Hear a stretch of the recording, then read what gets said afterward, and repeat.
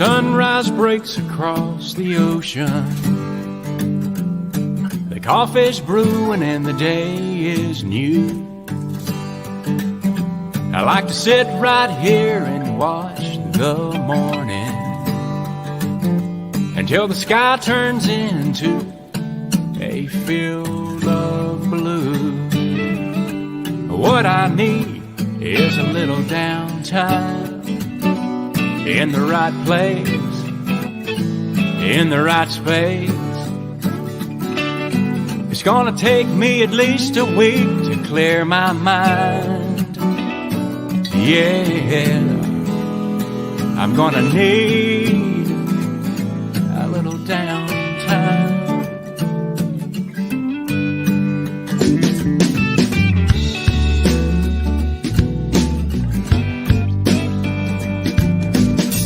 It's a perfect beach day, what don't you think? It's a perfect house day too. And just glad to be here. Yeah, it's warmer than Nashville. It don't really matter what we do. What we need is a little downtime in the right place, in the right space. It's gonna take us at least a week to clear our minds. Yeah, we really need a little downtime. A little downtime.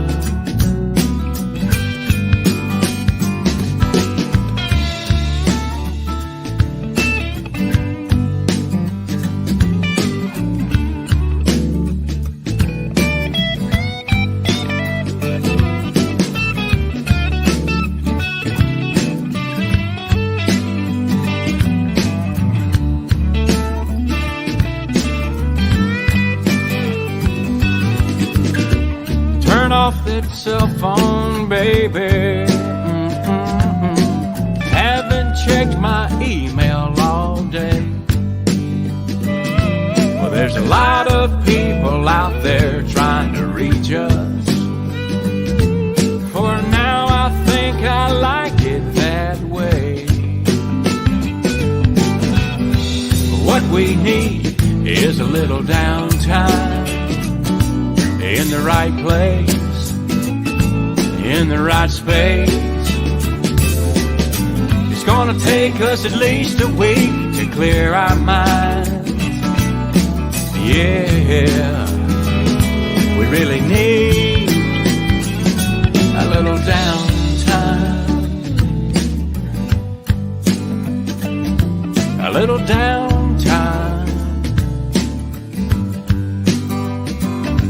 A little downtime.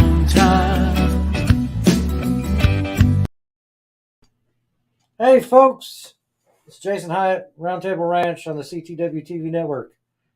You know, it took me 7 weeks, but I could finally get through everything without screwing it up as far as the intro goes.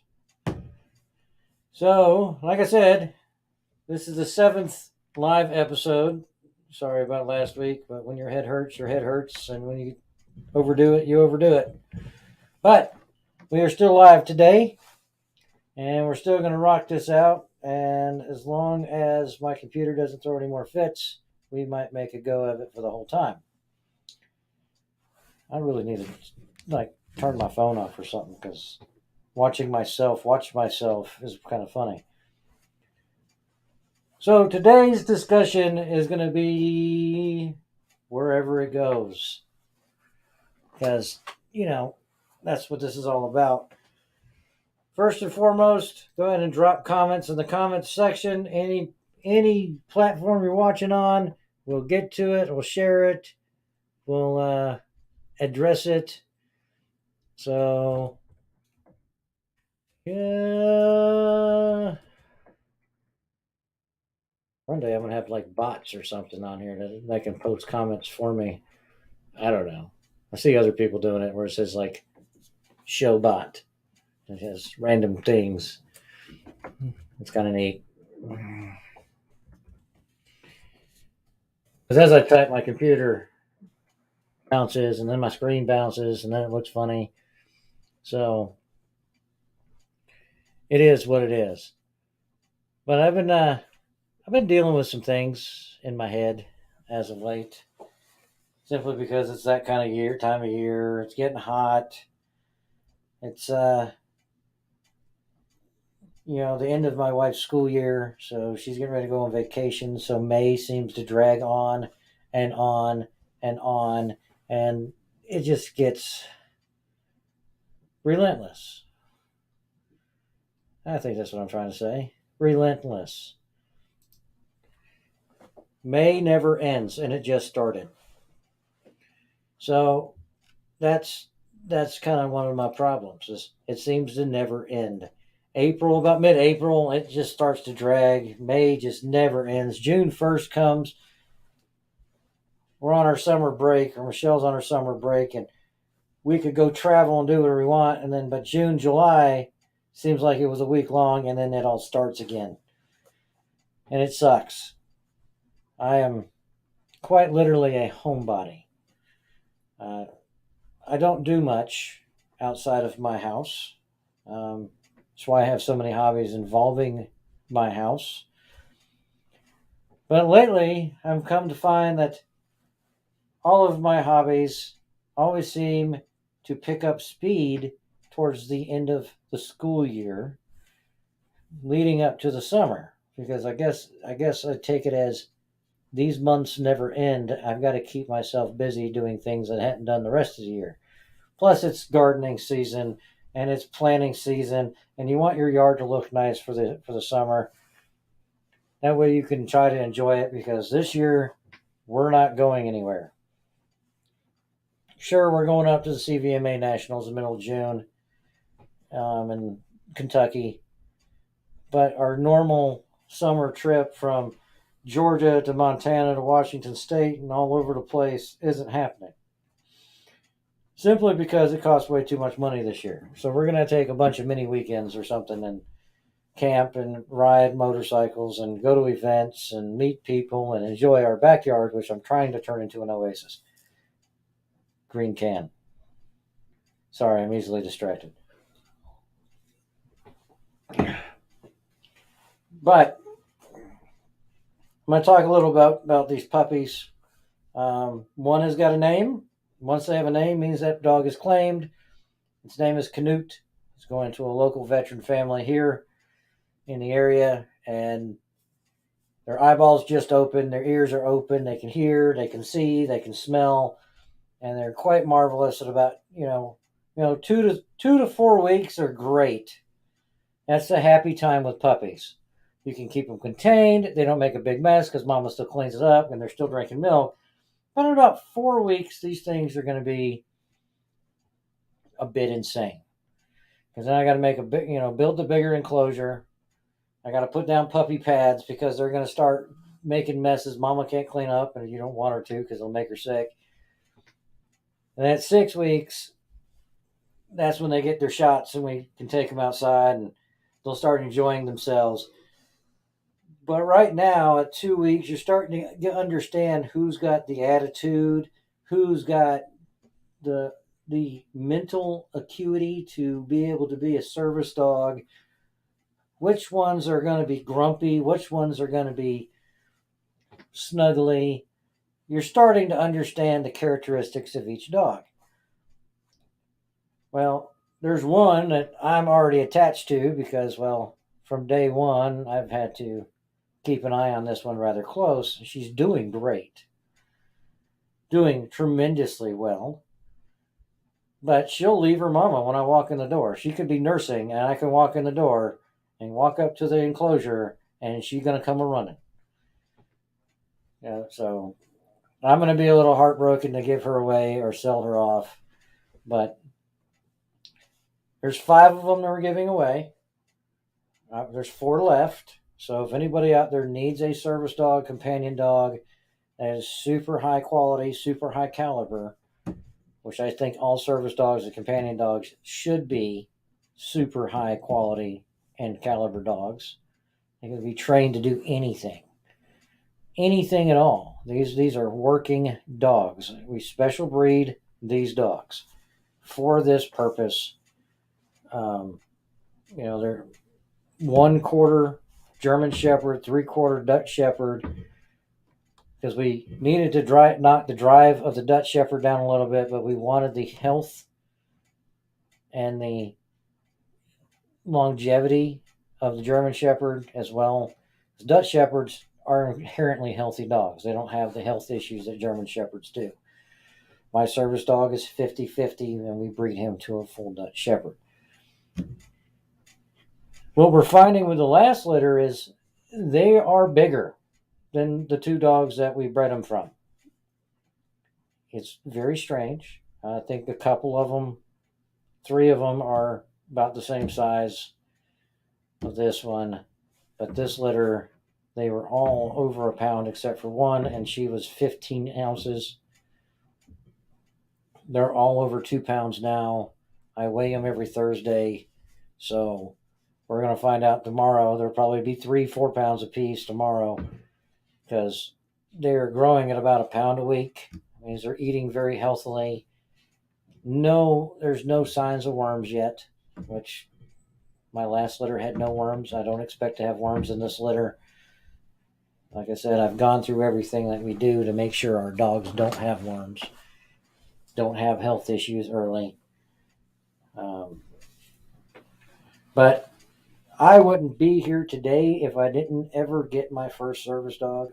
She saved my life more than once. Saved me from me, made me go out in the world, which allowed me to meet my wife.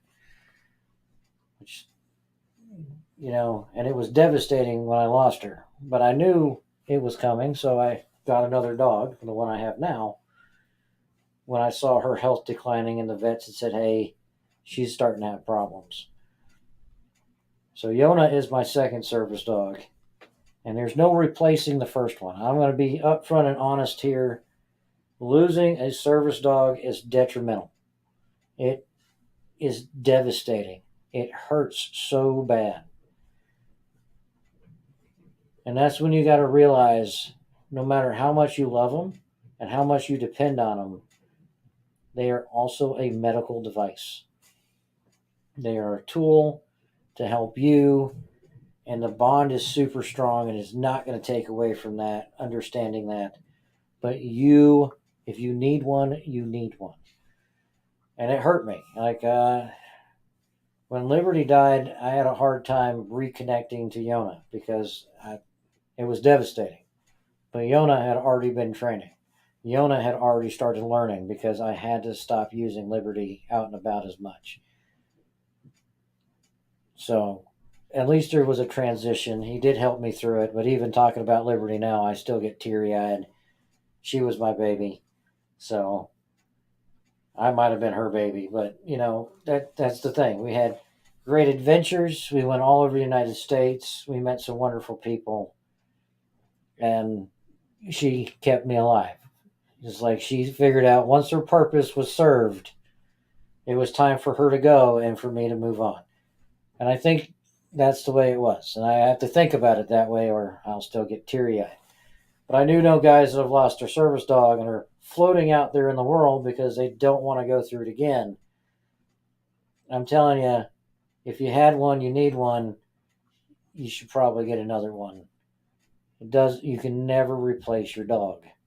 The next dog is never a replacement, it's a continuation. They're all different. Every single one's got a different attitude.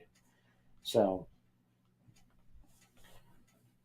my wife and I decided to do this because we know how expensive, high quality, high caliber dogs are. Dogs that are purpose-built, purpose-bred for this task are even more expensive. So, last litter we gave them all away, and it cost way too much money. I can't afford to do it that way. So now we're giving away half a litter, and we're selling half the litter to pay for the half I give away. I'm not making any money. I don't want to make money. That's not the purpose of this. The purpose is to deliver those dogs to their handlers that need them And that's why we do it. So I try to hand deliver all of them. If they're in the local area within 5 states, we'll probably drive them out there and deliver them. Get to meet everybody. If they're on the West Coast, this year it's probably not going to happen with being hand delivered. We'll try to arrange it to where I can meet you halfway somewhere, but we'll figure it out. If it don't matter where you are, you could be in Alaska. If you need a dog, you contact me. We'll figure a way to get the dog to you the best way we can. So that's the way it is. But like I said, if you need a service dog, you know somebody that needs a service dog. That's veterans, law enforcement, first responders, or just a companion dog. Say you suffer from things at home, but you don't really need a service dog. But you need a dog to kind of help you out when you're at home, because that's when you start having issues. That's a companion dog. I don't call them ESAs. ESAs don't have the same rights and privileges as a service dog. And if you're not going to use it outside your home, it's a companion dog. It's there to keep you company and work for you at the house. That's my definition of a companion dog. What I do is I get these puppies to a certain age. At 8 weeks old, we start kennel training them. At 10 weeks old, they're done being kennel trained. They're in their individual kennels. They're training every day on sit, lay down, stay. We make them wait for their food. They can't just rush a bowl. And, we got basic obedience down by the time these dogs leave the house. It is up to the handler to get the specialized training. I can't train each dog for each individual. I train my own dog for me because I know what I needed. I don't know exactly what people need, so I do the best I can with what I got. There's 100 different trainers out there that will take a dog that's got basic obedience and do the finish training with a handler in their area, and we can go from there.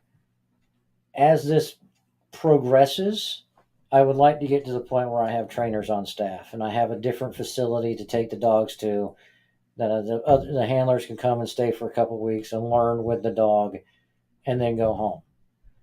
That is a dream. I don't know if it's going to happen one day, maybe. But for now, my job and my purpose is to get these dogs in the hands of people that need them. So, obviously, contact the show. gunsvetsurvival@gmail.com. And we'll do what we can to make sure you get the dog that you need. I have 4 more available. All of them are solid black. I've got males and females, long hair and short hair. I'm going to tell you right now, it seems like the smallest one in the litter always has the biggest attitude. This little Miss Tood there is crazy. She's not crazy. The runt from the last litter is my buddy's dog, and she is probably, hands down, one of the best dogs that I've ever produced. So, she's super attentive, but I'll tell you what, she was a handful as a baby. She's still a handful at 13 months, but she listens well. She does her job, and she's just a great little dog. She's still the runt. She's still the smallest one out of the litter. But she's an amazing, amazing dog. So, that's all I can say about the dogs. Contact us, gunsvetsurvival@gmail.com, and we'll do what we can to get you a dog. Or message the Facebook page at RTShow911, and we'll talk. We'll try to figure out a way to get a dog in your hands. So then this is on the line of hobbies. This is a hobby. I wake up every morning. I go out and see the babies. I let mama out. I feed mama. I let mama back in. This is my morning. And then I have the 3 adult dogs. Well, I have the other 2 adult dogs to take care of every day. And then now the chickens, which I've been dealing with a possum eating my chickens. So sometimes hobbies come with, a bit of a heartache and a little more work. And then I have their fish, all our koi fish in their 150-gallon tank that I'm trying to get the big tank done for, big pond done for, so that they can get out of the tank and into the pond and frolic and be happy and have 2,300 gallons to swim through. And then I forge knives. That's another hobby. It's had a good friend over the weekend come by, and I was teaching him how to forge on Saturday and Sunday. It's all about keeping your mind busy, keeping your hands busy, keeping your heart full of everything that's important, and that's how we make it day to day.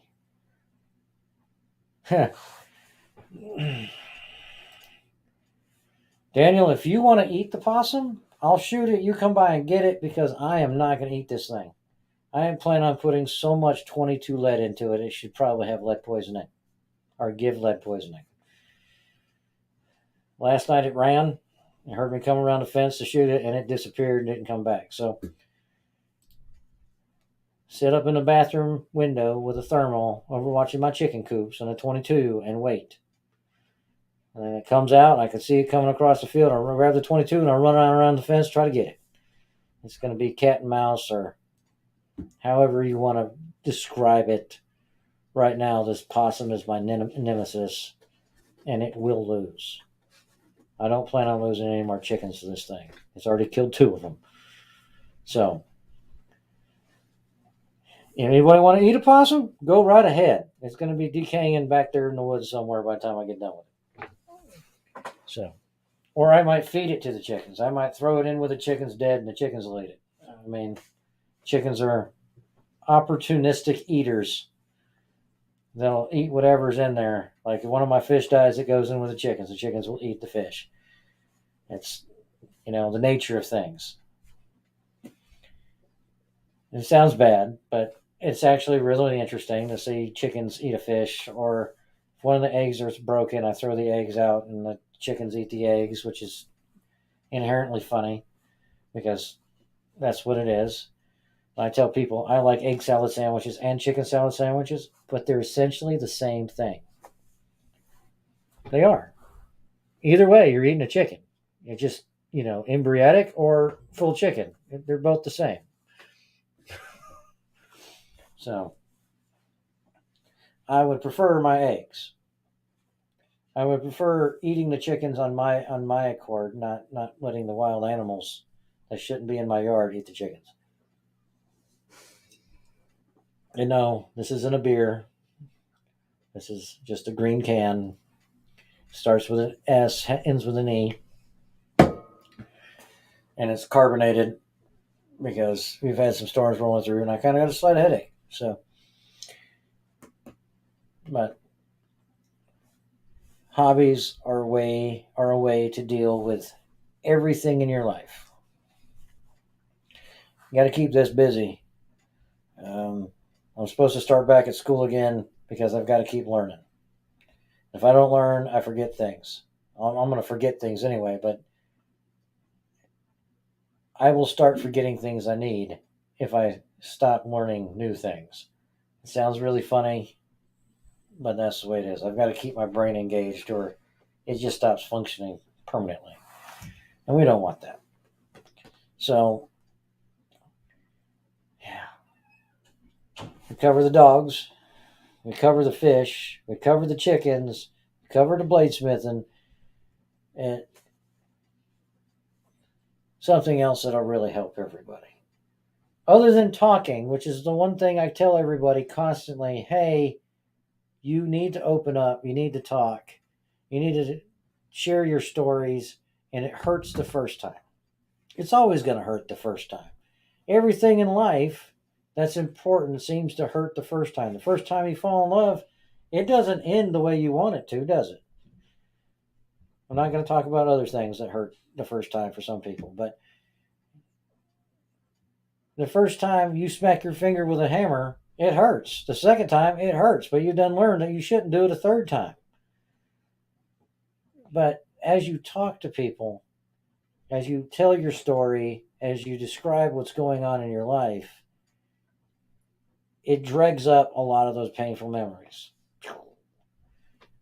But the second time you do it, you start getting some of the good memories with those painful memories. And the third time, You still got those painful memories, but you've got good stories to go with them. Because after you get rid of those negative, hard-felt stories, the good stuff starts getting remembered too. The funny stories.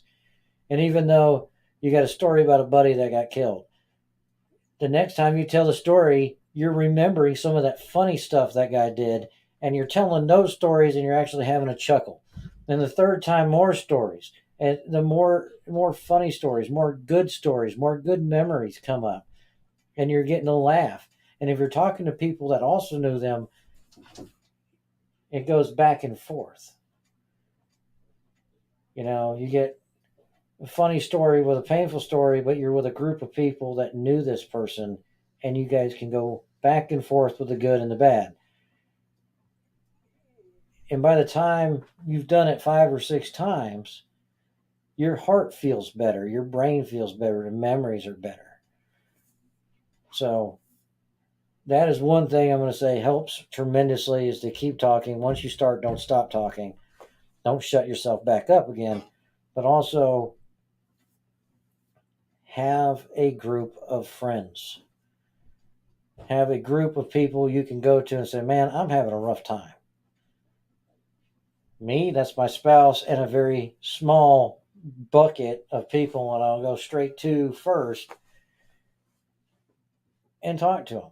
Say, hey, this is what's going on. I don't know how to get past this. And every single one of them will talk with me about it and help me get through it and get past it. And some of those things I'll come share with you guys. It's just, we've lost too many people. Too many friends have died because they didn't open up. Or if they did open up, they'd already made their mind up. And as one of my friends has eloquently put it, we are more people of action. We don't sit there and dwell on it and think about it, make our mind up to do something and then not do it. It's once we've decided this is the way we're going to go, that's the way we're going to go no matter what happens. Unless there's somebody just as determined in our lives to keep us from doing it that way.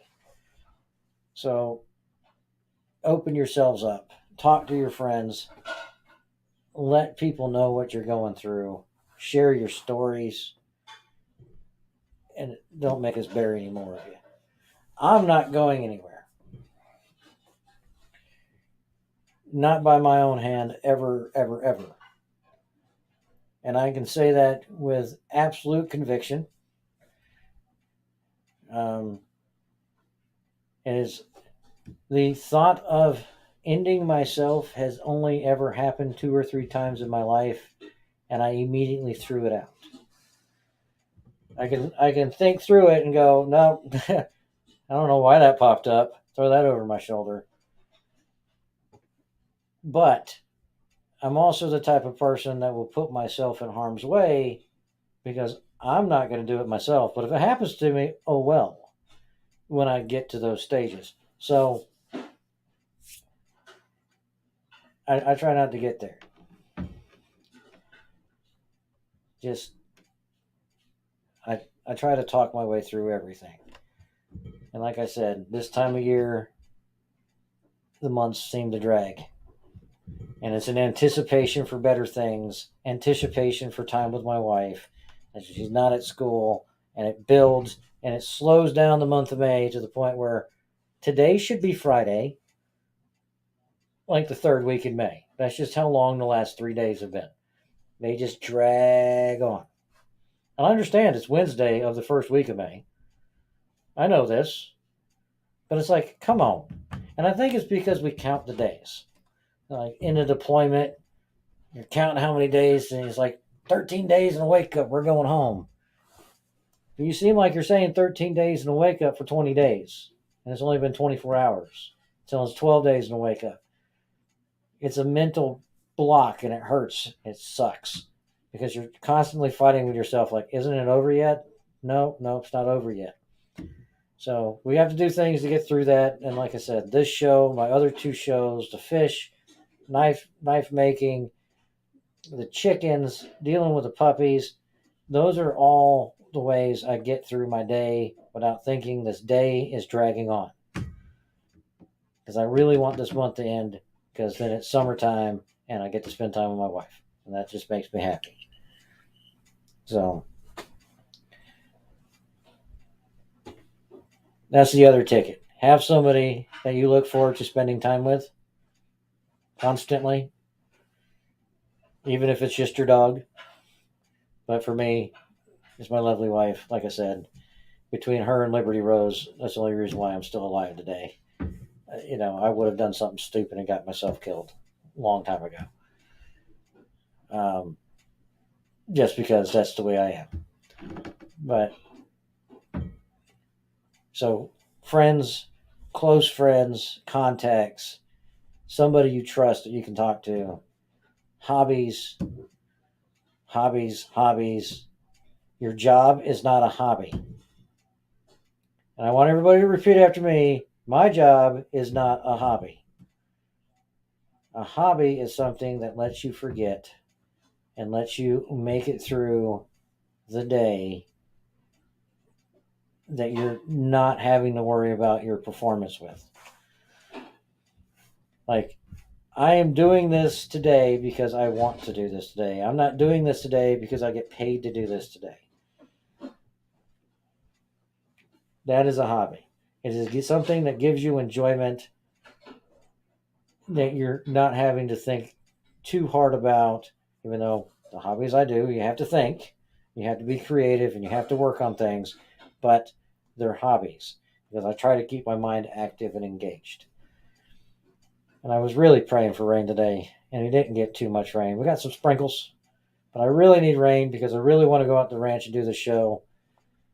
But since they just sprayed for all sorts of stuff, we can't go out there and traipse around the field, and I can't show you all the horses, and I can't show you the whole ranch because then you'll be dragging all that stuff around. Hopefully they get some rain out there and you can wash the chemicals down, and then we can let the horses out and they can go play. But we really need some rain to make this happen. So hopefully maybe next week, we're supposed to get some rain over the weekend. Hopefully next week I can go out to the ranch and do the show. We have Wi-Fi out there. Got 5G on my phone. I will make it happen. So that is my show for today. I know it's scheduled for an hour. We're on 32 minutes. But like I said, talk to people. Get a hobby. Think about the dogs. Always think about dogs. Dogs are life. I guess so are some fish and some chickens. Your hobbies will make you make it through the day. Anyway, love you guys. Thanks for tuning in. I will see you guys next week. I know we have shows coming up. Let me get back to it. Come on. Come up. Thank you. So, 1930 Protecting the Tribe rebroadcast for Chasing Wolf tonight. And then that is it. Okay. So Chasing Wolf has Protecting the Tribe tonight. It is a rebroadcast, but still tune in, follow along, enjoy it, and we'll see y'all later. Y'all have a good night.